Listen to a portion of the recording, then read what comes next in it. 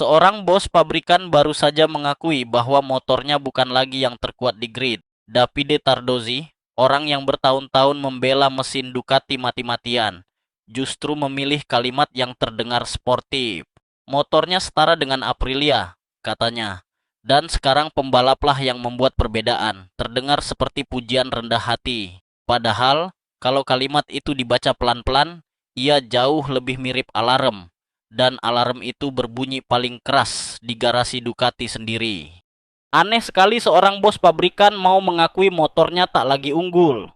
Biasanya mereka melakukan hal yang justru sebaliknya. Sekecil apapun celah performa, seorang manajer tim akan menutupinya dengan pujian untuk para insinyurnya. Menyalahkan setup, menyalahkan cuaca, apa saja asalkan bukan mesinnya. Namun Tardozzi memilih berjalan ke arah berlawanan.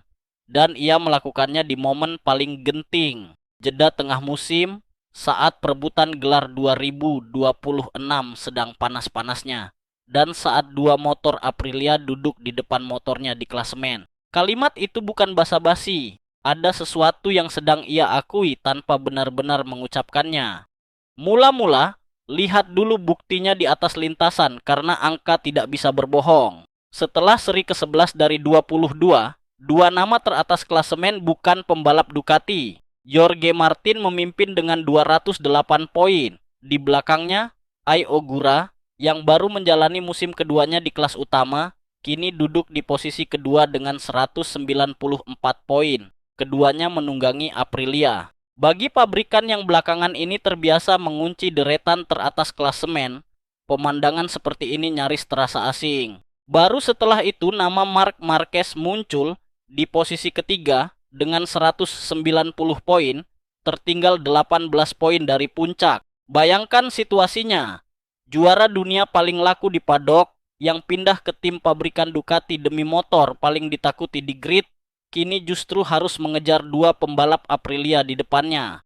Yang membuat jarak 18 poin itu makin menarik justru bukan seberapa jauhnya, melainkan dari mana Marquez datang. Beberapa seri lalu, jaraknya bukan 18 poin, melainkan 102 poin. 102 poin di pertengahan musim biasanya berarti gelar sudah lewat. Marquez menolak menyerah. Ia menang 3 kali dalam 5 balapan terakhir dan memangkas jarak itu hingga tinggal kurang dari seperlimanya, sambil mengakui sendiri kondisinya belum 100%. Pasalnya, comeback semacam itu tidak pernah dikerjakan oleh motor. Motor tidak tahu cara mengejar 102 poin. Pembalapnya yang tahu. Dan disinilah kalimat Tardozzi mulai terasa berbeda. Mundur sejenak ke akar dominasi Ducati. Selama bertahun-tahun, seluruh identitas mereka dibangun di atas satu hal.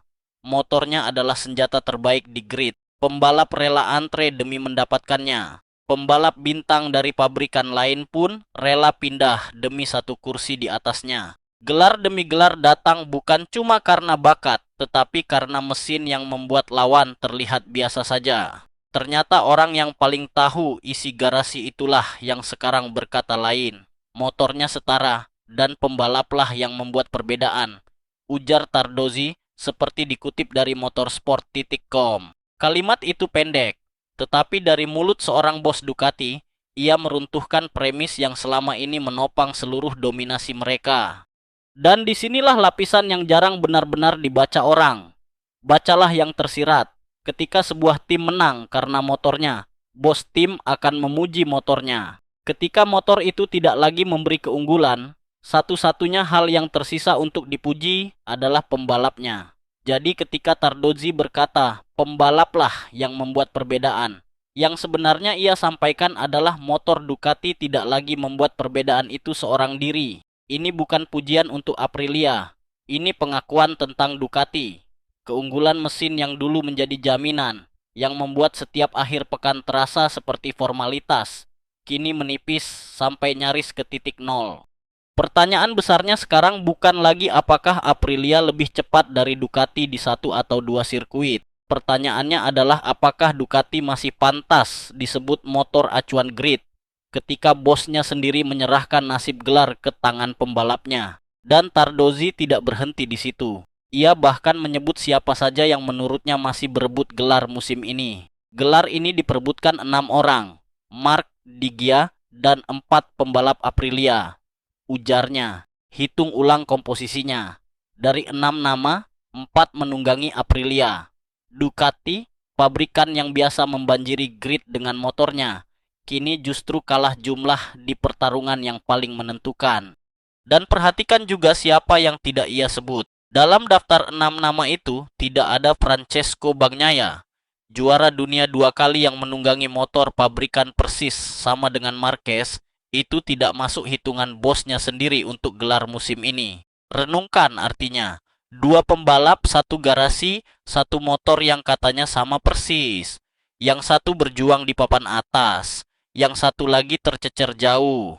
Kalau motor Ducati masih sedominan dulu, mestinya keduanya sama-sama berada di depan. Ternyata tidak. Yang membedakan nasib mereka bukan mesinnya, melainkan orang yang menungganginya. Itulah bukti paling telanjang dari kalimat Tardozzi. Supaya tidak melewatkan pembacaan dari dalam pedok seperti ini, sempatkan subscribe ke GP Insider ID dulu. Karena bagian paling berat dari pengakuan Tardozzi belum kita bahas. Kalau motornya memang benar-benar sudah setara, maka seluruh beban gelar ini berpindah ke satu tempat saja, pundak Marc Marquez. Ia datang ke tim pabrikan Ducati dengan satu ekspektasi besar, yaitu menunggangi senjata paling mematikan di grid. Ekspektasi itu kini tidak lagi berlaku.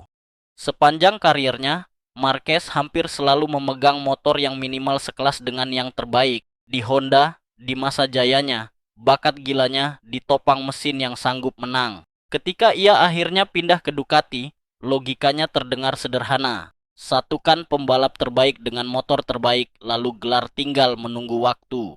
Ironisnya, baru di musim ini, tepat saat kombinasi itu seharusnya paling sempurna, Ducati justru kehilangan bagian motor terbaik dari persamaannya. Marquez akhirnya mendapatkan kursi yang paling ia impikan, persis ketika kursi itu tidak lagi menjamin apa-apa. Dan tekanan itu bukan cuma soal statistik. Tardozzi sendiri tahu pembalapnya sedang tidak utuh. Kalau Marquez sendiri mengatakan belum tampil maksimal, itu memang pantas dipercaya, ujar sang manajer di kesempatan yang sama. Renungkan kombinasinya. Seorang pembalap mengejar gelar tanpa motor paling dominan, sekaligus tanpa kondisi fisik terbaiknya, melawan 4 pembalap Aprilia yang mesinnya sedang berada di puncak. Jika sampai garis akhir motor itu benar-benar setara, maka gelar 2026 akan ditentukan oleh siapa yang paling berani, bukan oleh siapa yang menunggangi motor terbaik. Bukan tidak mungkin Marquez tetap juara di akhir musim. Ia sudah membuktikan sanggup mengubah 102 poin menjadi 18. Namun kalau itu benar terjadi, kemenangan itu akan menjadi milik pembalapnya, bukan milik motornya. Dan itulah yang diam-diam sudah diakui Tardozzi. Disinilah publik salah membaca. Banyak yang mendengar kalimat Tardozzi sebagai sikap ksatria, seorang bos yang cukup besar hati untuk memuji rivalnya. Padahal yang terjadi justru sebaliknya. Ia tidak sedang mengangkat Aprilia. Ia sedang menurunkan ekspektasi terhadap motornya sendiri di depan umum sebelum musim berjalan lebih jauh. Penilaian paling adil di sini hanya satu. Tardozzi tidak sedang memuji siapapun. Ia sedang mengumumkan bahwa era motor terkuat milik Ducati telah berakhir. Dan pengumuman semacam itu tidak pernah keluar dari garasi yang sedang menang dengan mudah. Jadi yang sebenarnya diakui Davide Tardozzi bukan kehebatan Aprilia, bukan pula kelemahan pembalapnya. Yang ia akui adalah menumpulnya senjata terbesar Ducati. Satu-satunya keunggulan yang selama ini membuat gelar terasa seperti hak milik. Keunggulan itu kini hilang, dan seluruh beban untuk membuktikan Ducati masih Ducati berpindah ke pundak satu orang. Marc Marquez akhirnya mendapatkan motor yang paling ia inginkan, tepat di musim ketika motor saja tidak lagi cukup untuk menang. Di atas kertas Ducati memang masih menakutkan, namun kertas tidak pernah ikut balapan.